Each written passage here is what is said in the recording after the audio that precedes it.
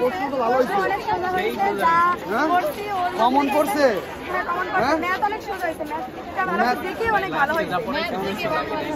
আমরা যা পারছি তো হয়ে গেছে। হ্যাঁ বলো ভাই আয়শা কি পরীক্ষা ভালো হয়েছে? কয়টা হবে?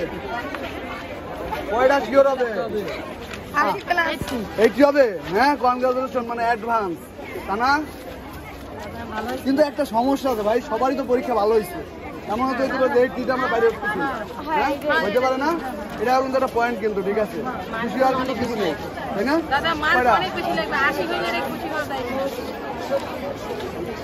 সত্য।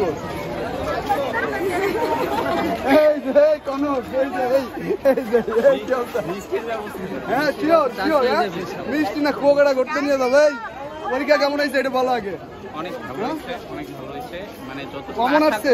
হ্যাঁ কমন আসছে। ধরো যে মানে এখন আনুমানিক ধরো যে আমরা কোচিং এ যেগুলো পড়াশোনা করাইছি এখান থেকে কেমন প্রশ্ন কমন আসছে কোন আইডিয়া অনুযায়ী? সবই তো কমন। সব না না 100% তো কমন হতে পারে না।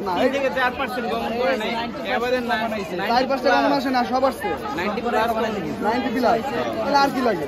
আর 90 প্লাস যদি কমন আসে তাহলে আর কি করবে? এই কনক এটা হইতে পারে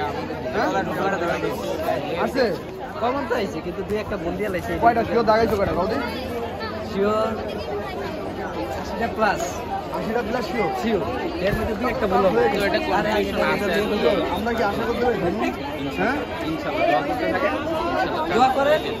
যাও আমরা খাই, না না আমরা খাবো, ঠিক আছে। যদি মানে জিপের মার্ক দিয়ে একটু বেটার না হয় তাহলে ইনশাআল্লাহ আচ্ছা দেখা যাক তাহলে, ঠিক আছে। এই রত্নার কথা শুনবো, ঠিক আছে? রত্না বলো এবার কোচিং এ যেগুলো পড়ানো হয়েছে সেগুলোই কমন আসছে।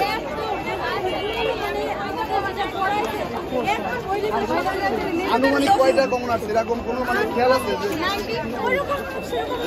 ওরা যে বললো যে 4-5টা কমন আসে না, এইখানে চান্স না পাইলে ব্যর্থতা কার?